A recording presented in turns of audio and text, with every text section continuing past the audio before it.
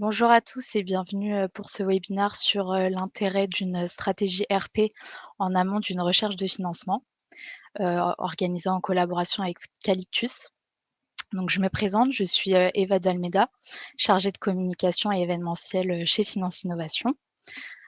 Pour ceux qui ne nous connaissent pas encore, Finance Innovation, c'est une association qui a été créée par l'État en 2007 et qui aide les entreprises dans le secteur financier en apportant visibilité, crédibilité, mise en relation et aide à la levée de fonds.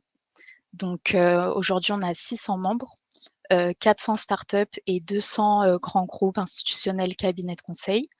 Donc n'hésitez pas à consulter notre site internet pour en savoir davantage sur nous et surtout à nous suivre sur les réseaux sociaux, LinkedIn et aussi abonnez-vous à notre chaîne YouTube pour suivre tous nos replays de tous nos événements.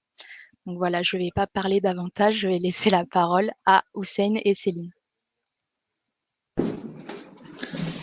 Bonjour à tous, bienvenue dans ce webinaire. Ça nous fait plaisir d'être parmi vous aujourd'hui pour l'animation de cette thématique. Je m'appelle Hussein, je suis en charge du développement et du marketing au sein de l'agence Calyptus.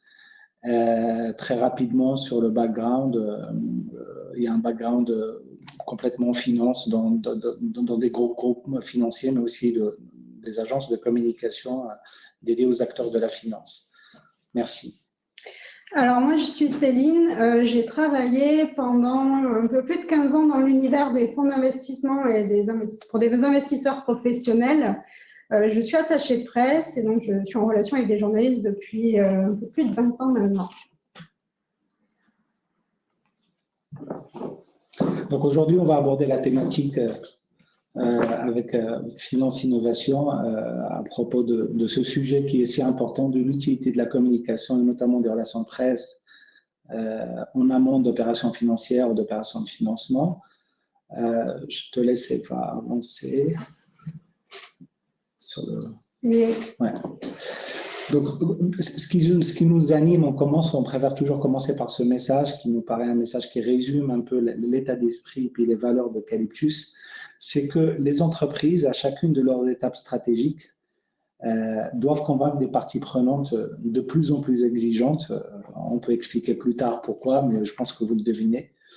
Et puis dans ce cadre, Calyptus essaye et surtout déploie des dispositifs de communication sur mesure en s'appuyant sur sa double expertise en finance et en communication. Donc, si on devait d'abord spécifier ça chez Calyptus, c'est vraiment une véritable double expertise entre la finance, les montages financiers, le secteur financier et puis les stratégies de communication.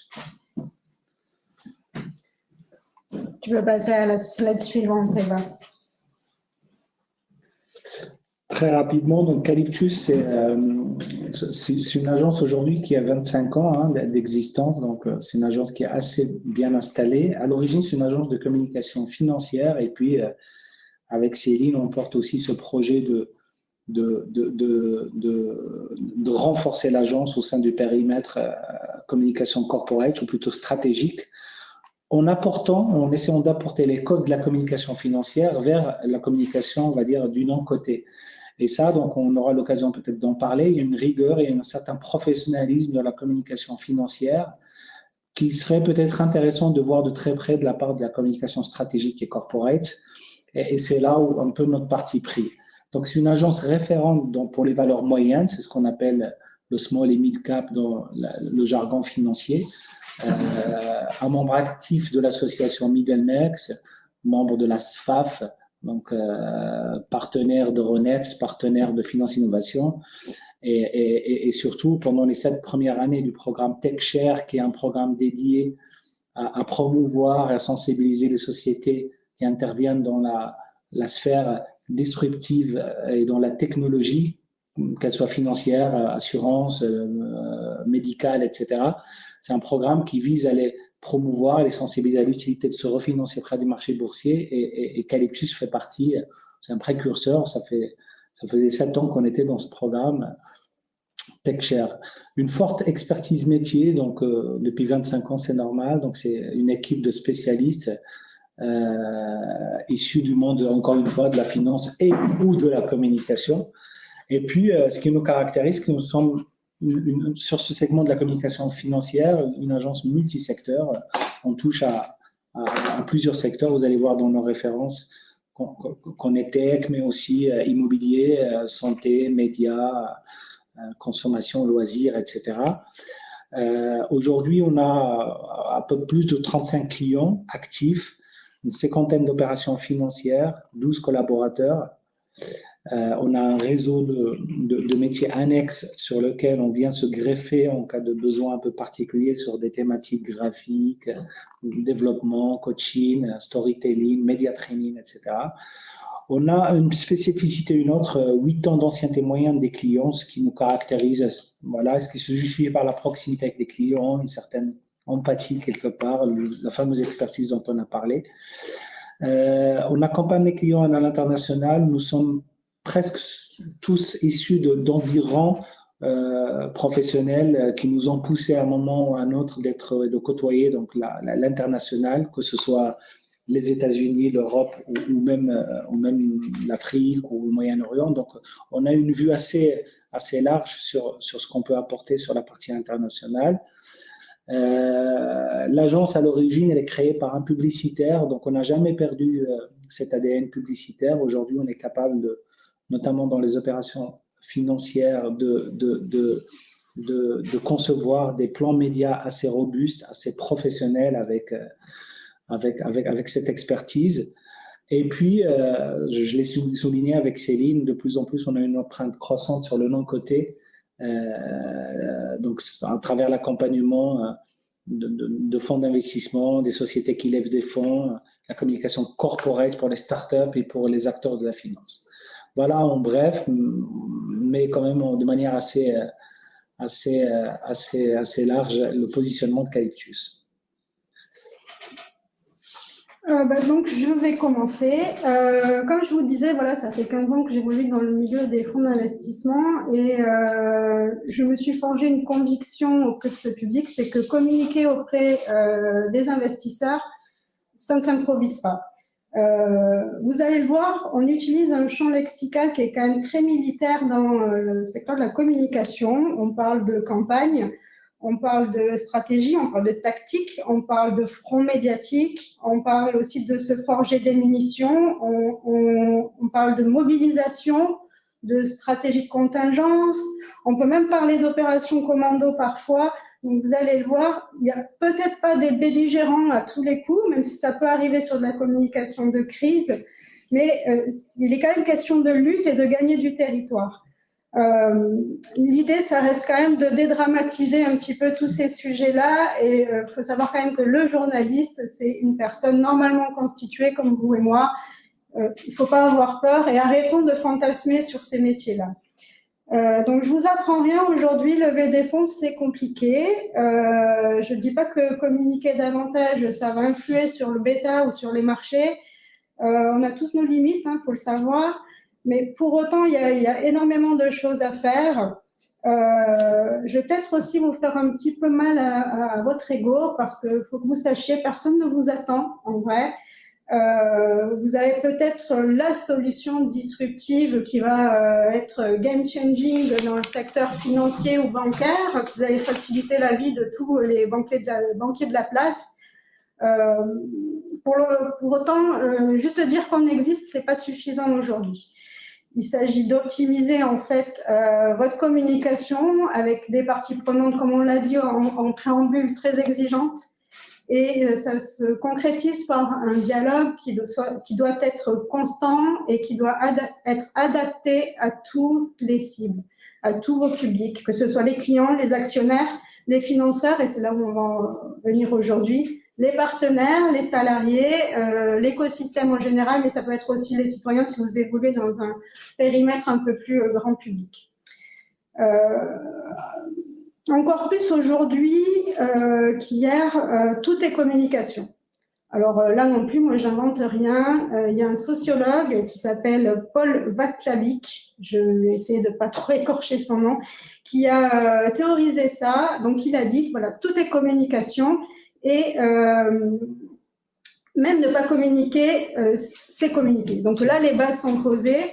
Donc, quel que soit les dispositifs préconisés, nous devons faire face aussi à un autre concept, d'ailleurs, qui lui non plus n'est pas nouveau, c'est l'infobésité. Ça a été documenté dès le milieu du XXe siècle à peu près.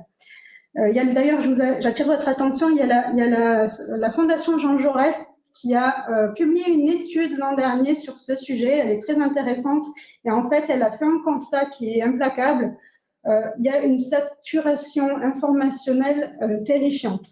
On le sait tous, et avec les réseaux sociaux, l'information en continu, voilà, tout ça, ça n'a rien arrangé. On est dans l'ère de l'infobésité et le secret, c'est qu'il faut se différencier.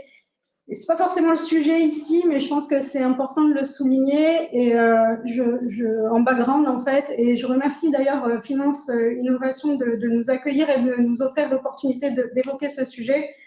Parce que j'estime que c'est important de garder ça à l'esprit quand on veut bien préparer sa levée de fonds et mettre en place une campagne de communication pour y parvenir.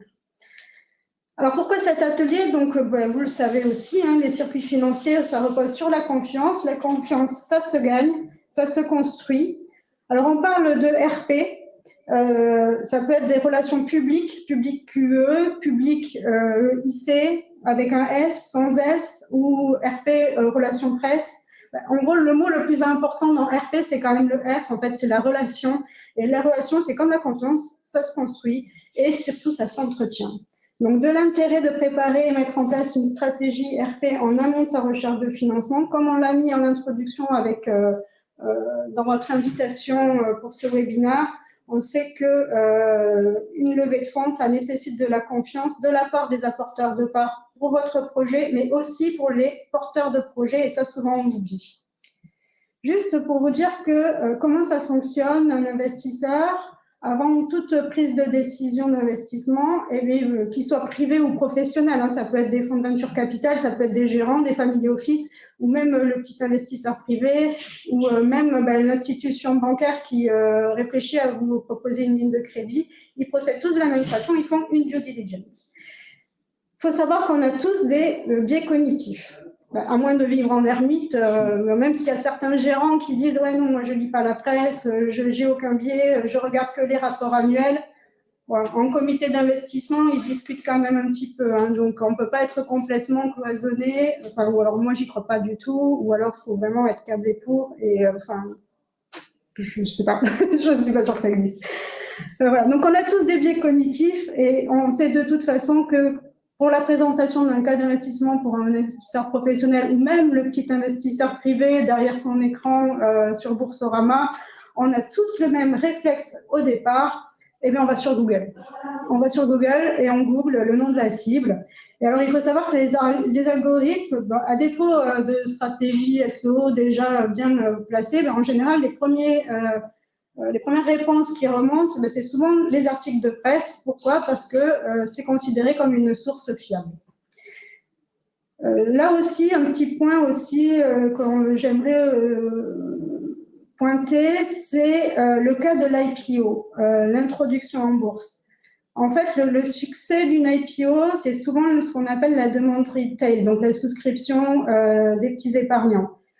Pourquoi? Parce qu'en général, le gérant, s'il fait bien son travail, il vous a déjà plus ou moins vu et mis sur ses tablettes. Donc, l'idée, c'est d'être le plus offensif possible vis-à-vis de cette population-là qui est une grosse audience de la presse. Donc, ce qu'on va faire aujourd'hui, c'est que nous allons vous donner quelques tips et les best practices, en fait, pour disposer de l'historique, de la notoriété et de la crédibilité nécessaire en amont de votre recherche de financement. Donc là, on va parler donc communication. Mais en fait, de quoi parle-t-on? Donc, on parle d'un processus, c'est intangible. L'idée, c'est de transmettre un message d'un point A à un point B et espérer un feedback de B et, si possible, positif. Donc, ça peut être une décision d'achat, ça peut être un engagement. Bon, ici, c'est une décision d'investissement. Quand on parle de communication, on parle aussi de visibilité. Alors, ça peut être positif comme négatif, la visibilité. Si c'est positif, on parle de notoriété. Notoriété, c'est la popularité, en fait. de votre marque, mais on parle surtout de crédibilité. Et nous, c'est ça qu'on recherche. On cherche à accroître sa réputation, donc à faire confiance, en fait. Et donc, en fait, en gros, on parle d'image. Et l'idée, c'est de construire de l'image. J'évoquais les biais cognitifs en introduction. Il y a un livre qui est génial et que je vous conseille, qui a été écrit par un chercheur en épidémiologie qui s'appelle Hans Rosling, avec son fils et sa belle-fille d'ailleurs, je crois, qui s'appelle Factfulness. N'hésitez pas à le lire, on tiendra à votre disposition tous les crédits parce que c'est très intéressant sur ce sujet-là. Et justement, quand on parle de biais, on parle d'influence. On parle de perception et nous, on va essayer justement d'utiliser l'influence pour agir sur notre crédibilité. Donc, on cherche à se baquer par l'intermédiaire d'un ambassadeur qui fait autorité sur notre secteur. C'est pour ça que de plus en plus, vous entendrez parler de KOL, KOL, donc les Key Opinion Leaders. Alors, ça peut être des journalistes, des influenceurs, ça peut être des personnages qui font autorité au sein de l'écosystème. Ce sont des acteurs en fait qui influencent la décision de leur audience. On parle communication, on parle aussi d'un ensemble de techniques, de dispositifs, d'outils. La com, elle a évolué, elle s'est professionnalisée, ce n'est plus que des strass et des paillettes, hein, voilà, on est toujours aussi joli quand même. Voilà. Il y a énormément de recherches académiques sur le sujet. Le fond est aussi important que la forme. N'hésitez pas à relire Roland Barthes, qui est un peu le pape de la sémiologie, enfin l'étude des signes, c'est important. Voilà, donc le métier, c'est de toute façon énormément professionnalisé, mais l'humain reste central, on reste dans les sciences sociales. J'attire votre attention ici sur la notion de cycle et surtout la temporalité en termes de communication. On y reviendra peut-être après si on a le temps, mais le plus souvent, les différents cycles de l'entreprise, ils sont décorrélés les uns des autres. Le cycle commercial n'agit pas sur la même temporalité que le cycle stratégique d'une entreprise et pour la communication, c'est la même chose. Donc, on doit évangéliser, on doit expliquer votre positionnement avant que la communication et les dispositifs à déployer comme les RP puissent servir d'outils stratégiques dans le cadre d'une levée de fonds. Ce n'est pas l'inverse. Ça peut aussi servir d'outil d'aide à la vente, mais là, ce n'est pas le cœur de notre sujet. Donc, on a posé les bases, on revient à la problématique de la levée de fonds, on cherche à se faire baquer par un ambassadeur, et on prend le cas, du coup, des journalistes. Donc, on peut passer à la slide suivante, Eva. Donc, on va expliquer un petit peu le panorama de la presse française. Alors, on a énormément de chance en France, en fait. Contrairement à ce qu'on entend la plupart du temps, il existe une vraie presse forte en France, en particulier dans le secteur économique, bancaire et financier. Donc, vous connaissez tous les Échos, j'imagine. Il y a aussi Private Equity Magazine, CF News, l'AGFI, Option Finance pour tout ce qui est presse professionnelle. Vous avez aussi Challenge et Capital pour la presse magazine un peu plus grand public que vous pouvez trouver en kiosque. On a quand même aussi une presse verticale spécialisée. J'entends par là des supports très focus sur votre secteur comme les fintech. Je pense à Mind Fintech ou la chaîne dédiée fintech à l'AGFI. Toutes ces presses-là, elles sont lues par les décisionnaires d'investissement et les épargnants aussi les plus actifs. Ils n'hésitent pas à lire boursier.com, les patrimoniaux qui sont aussi très présents dans le panorama de la presse française comme Le Revenu ou surtout Investir. Voilà, en fait, il faut savoir que la presse française, elle va plutôt bien. Le chiffre d'affaires des 10 premiers éditeurs français est même en hausse selon la CPM. Et j'attire aussi votre attention sur la bonne santé de la presse régionale. La presse quotidienne régionale, c'est une des presses qui a su le mieux se réinventer avec l'arrivée des internets. Et c'est une presse qui n'est pas morte. Il y a même de nouvelles initiatives. Sachez que la Tribune ressort en version hebdomadaire bientôt, à partir du 8 octobre, il me semble. Donc, n'hésitez pas à y jeter un petit coup d'œil. Ça fait toujours plaisir de voir des petites initiatives comme ça. Et puis, bon, la presse, au-delà d'être le quatrième pouvoir, c'est quand même un symbole de la démocratie. Là aussi, second point, il existe toujours des journalistes et puis des journalistes spécialisés et compétents dont le rôle, en fait, peut être d'évangéliser les investisseurs sur les problématiques que vous traitez. Ils peuvent être là aussi pour crédibiliser votre image de marque. C'est là, en fait, tout l'enjeu de nos métiers. Alors, j'entends beaucoup, moi, de mes clients et mes prospects, et j'imagine, Hussein, c'est pareil. Souvent, on nous dit, ouais, les journalistes, ils écrivent n'importe quoi.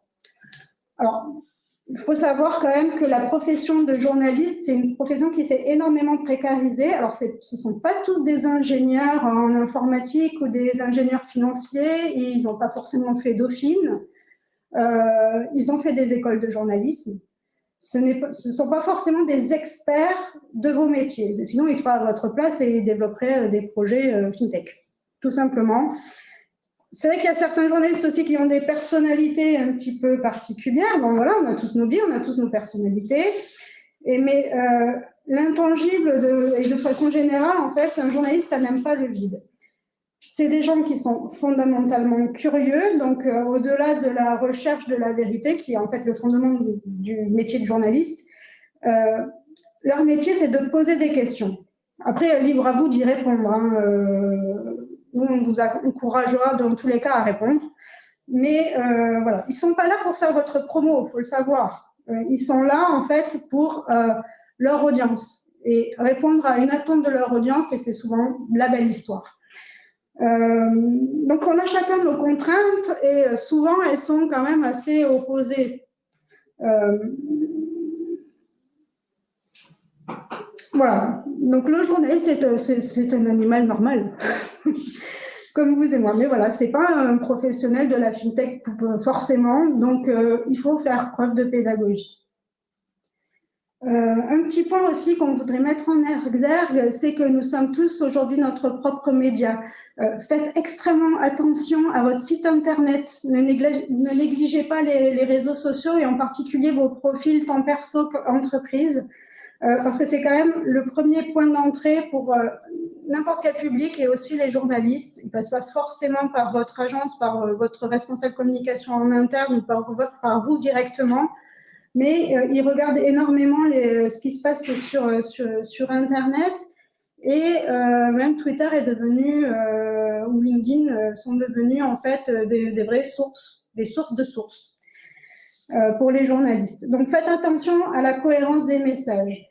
Et avant de vous lancer justement dans une campagne de communication ou de RP en mode intensif, surtout si la cible finale, c'est le décisionnaire d'investissement, il faut absolument mettre en place ces prérequis-là.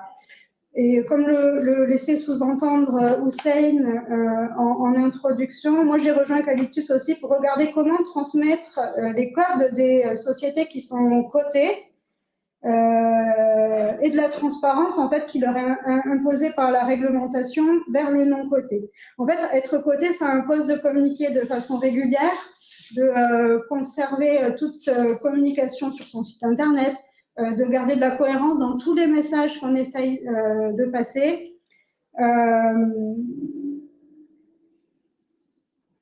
Et en fait, voilà, c'est ça qui est important et c'est ça que vous devez retenir. Le plus intéressant, c'est vraiment la notion de cohérence et de rigueur.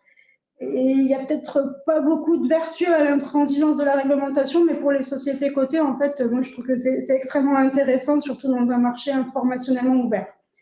Ce que dit Céline, ouais. Ce que dit Céline sur cette slide, c'est qu'on a vraiment de la chance d'avoir un marché, parce qu'on peut le considérer comme ça, un marché journalistique en face aujourd'hui, à qui on peut véhiculer des messages, envers qui on peut véhiculer ça. Et du coup, c'est vraiment à optimiser comme un canal de communication à part dans le cadre de vos opérations financières, mais pas que. Votre stratégie de communication globale doit être fondée sur ça.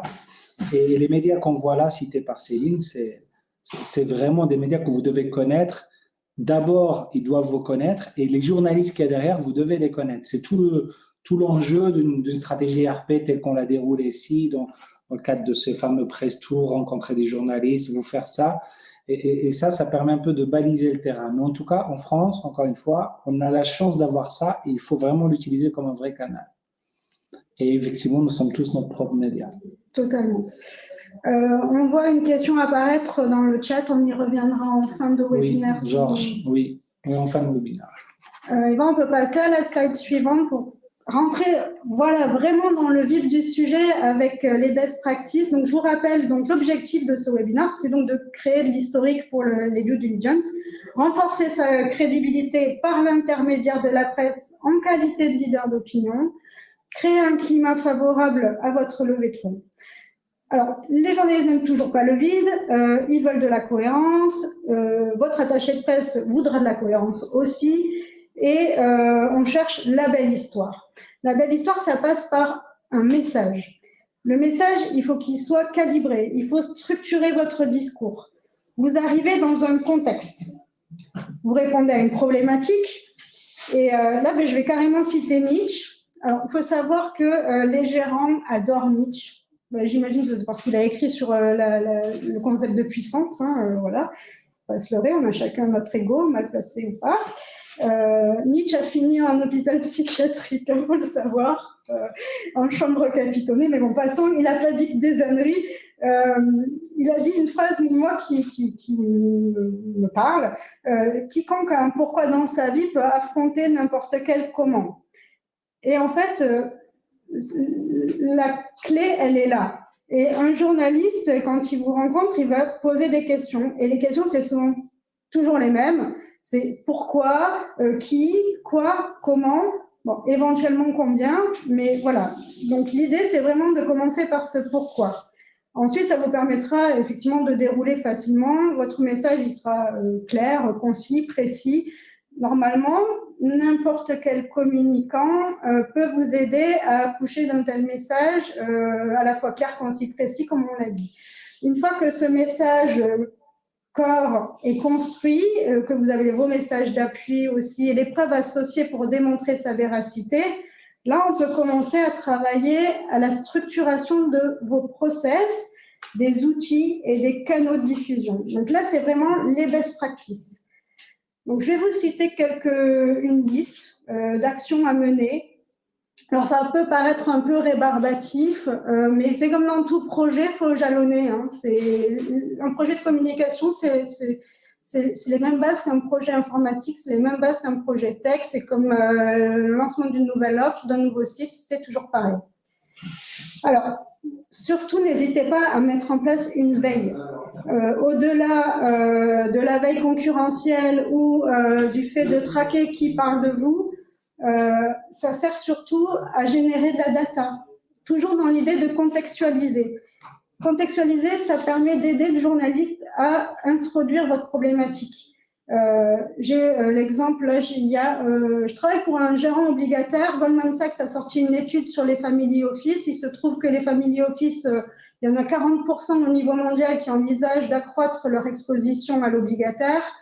Voilà, je veux dire, là, pour introduire mon client qui est gérant obligataire et qui en plus n'est pas mauvais, 5 étoiles Morningstar, blablabla, bon, j'ai la belle histoire qui va bien introduite, contextualisée. Donc la veille. Ensuite, faites attention aux journalistes que vous ciblez.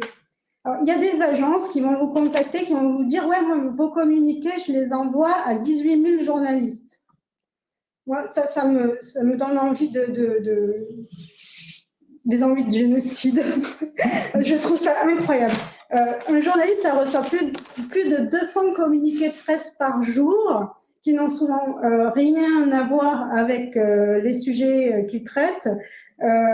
Donc, autant vous dire qu'il n'y a pas 18 000 journalistes. J'aimerais bien qui suivent les fintech. J'aimerais bien. Ou qui suivent voilà, l'écosystème de la technologie dans le monde financier. Donc, surtout, calibrez vos fichiers. Idéalement, il faudrait avoir une trentaine de journalistes cœur de cible.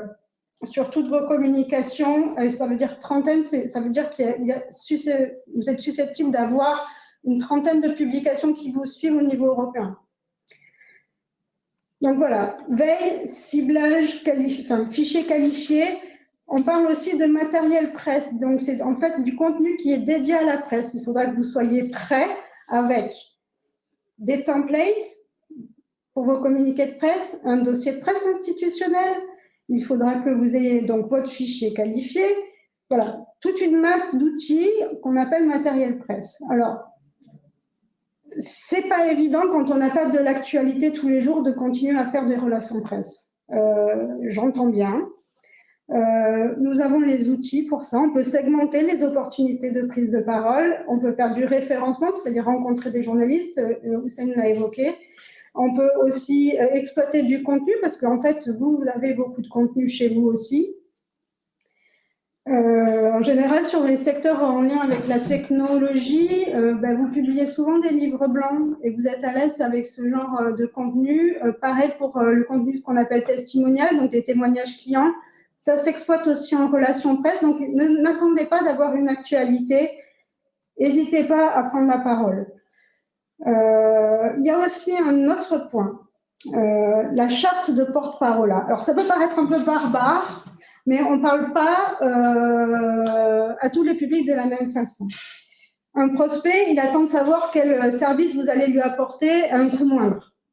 L'investisseur, il veut de la visibilité sur son rendement, donc vous allez lui fournir votre business plan.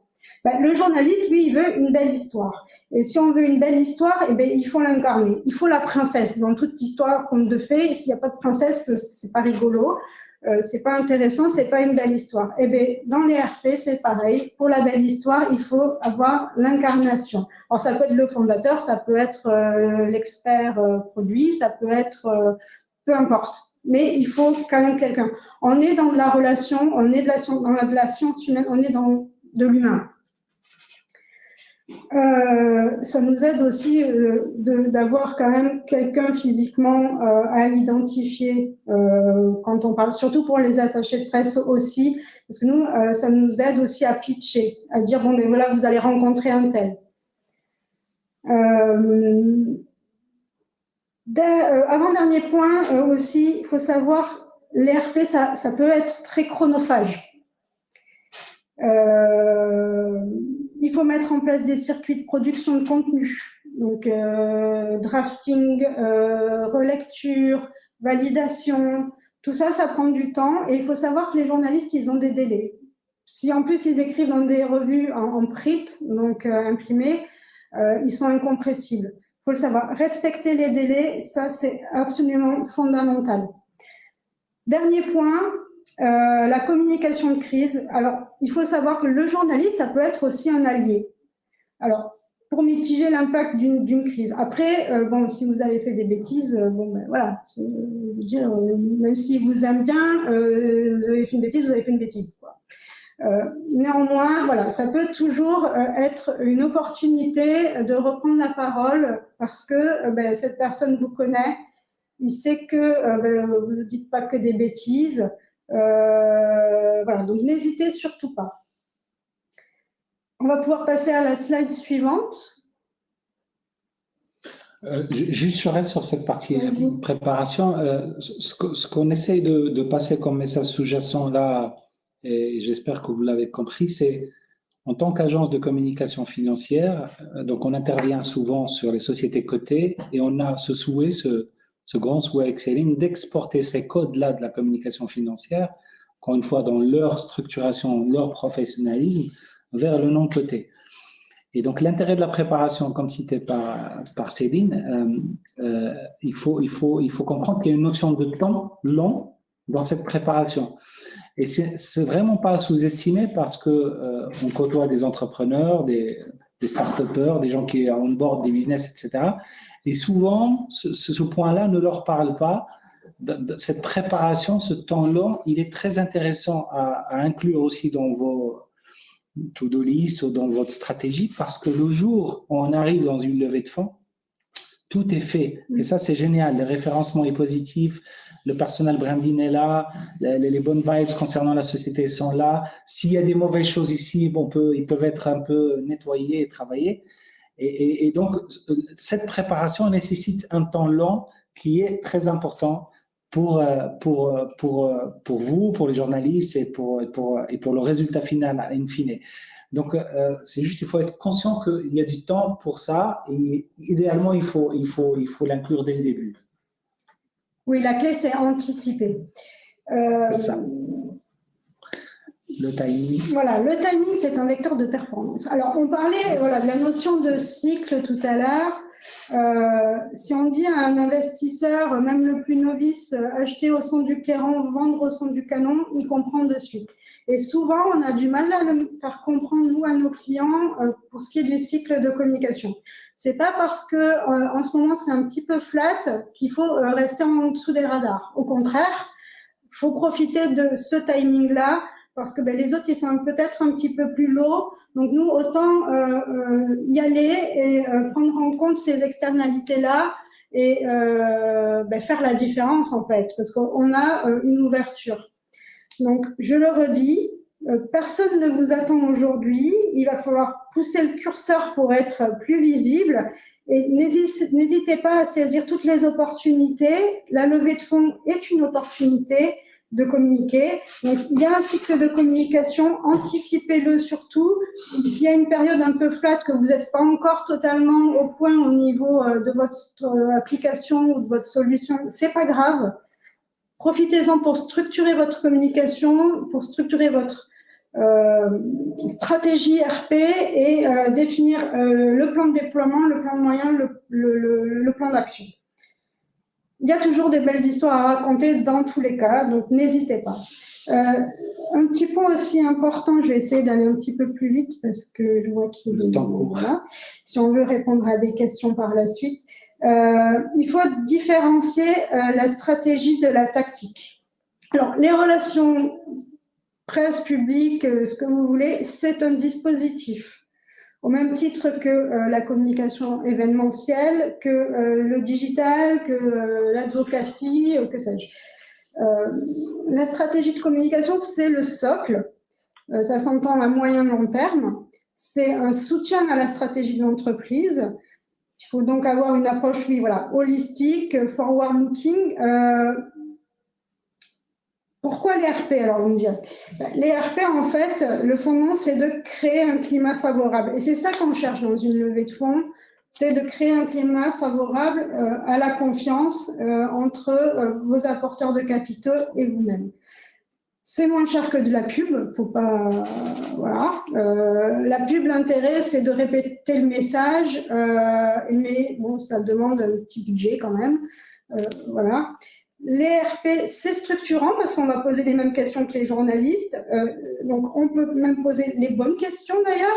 Et ça permet surtout de débunker certains sujets pour éviter de se retrouver cornerisé sur des problématiques qu'on n'aurait pas envisagées.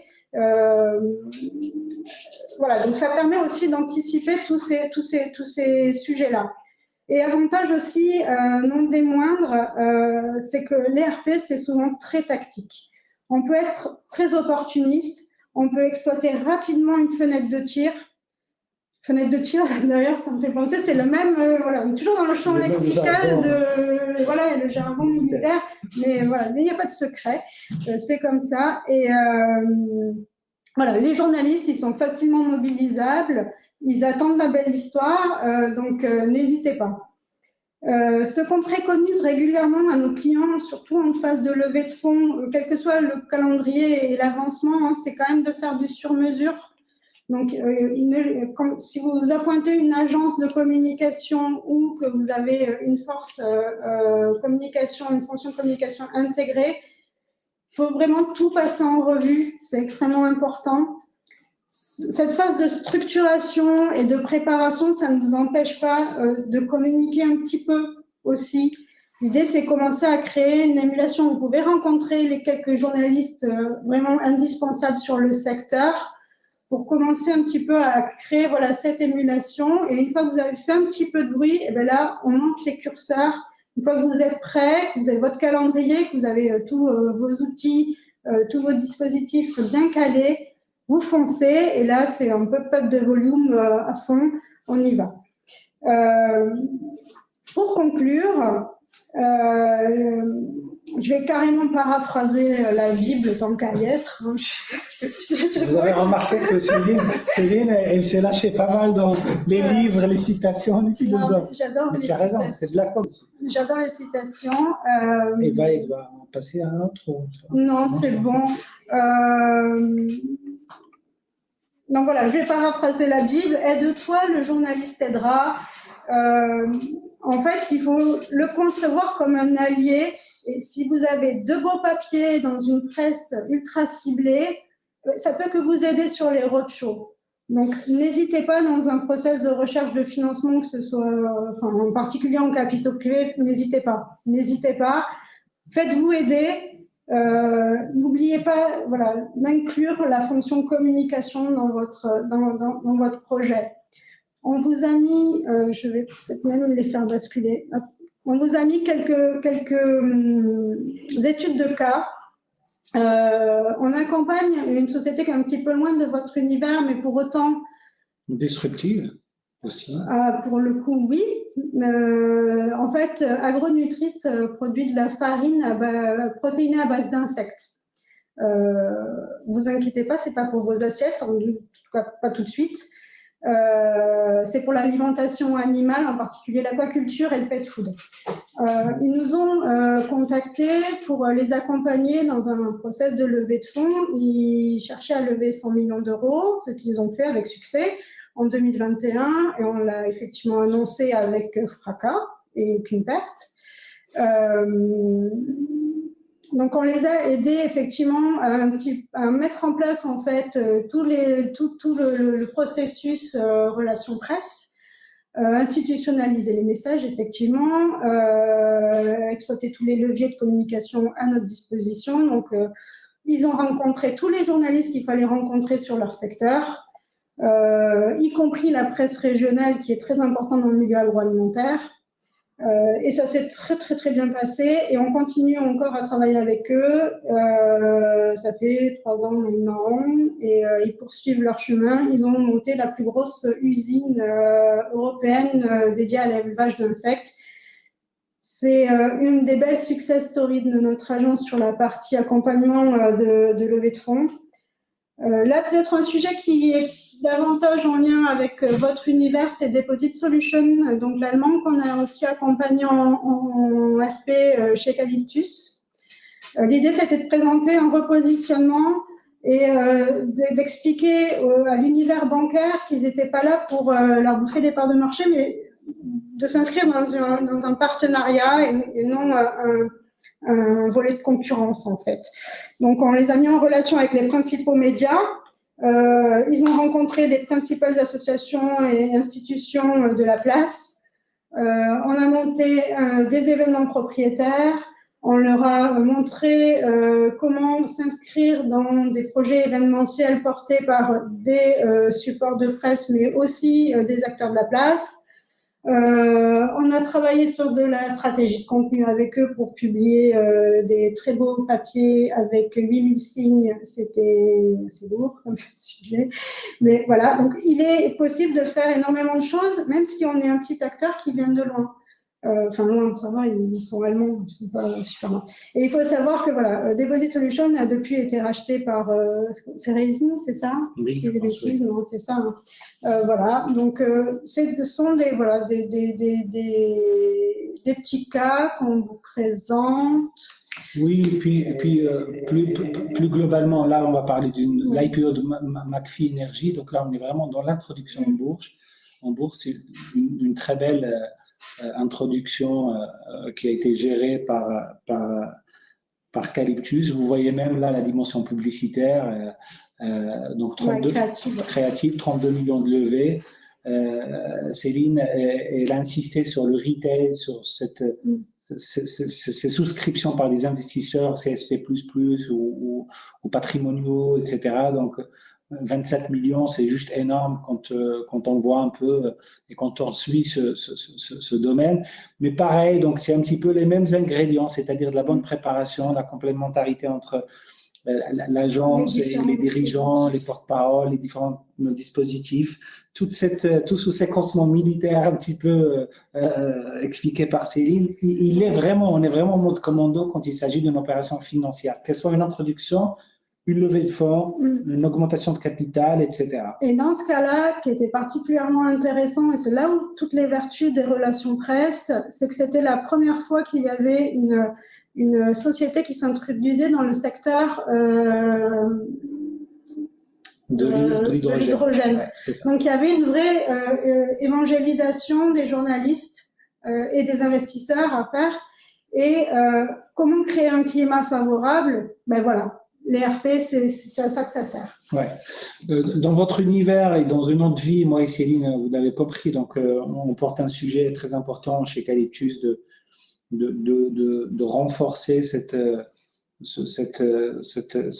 pôle, on va dire, sur le non-côté. Dans une autre vie, dans votre univers, on a accompagné vraiment des très belles histoires sur les fintech, notamment avec le pôle aussi Finance Innovation et d'autres, comme Nalo, comme FinexCap, Club Funding, Lemonway, plusieurs sociétés comme ça qui sont très connues aujourd'hui dans le paysage fintech. On les a accompagnés à décoller dans leur stratégie de communication et on a une cinquantaine de références comme ça. Ce qu'on essaye un peu de dupliquer ici chez Calyptus, mais pas sous un prisme, encore une fois, opération financière. Aujourd'hui, on veut garder cette spécialité, cette spécificité qu'on a, l'agence dédiée à la communication quand il s'agit d'une opération financière.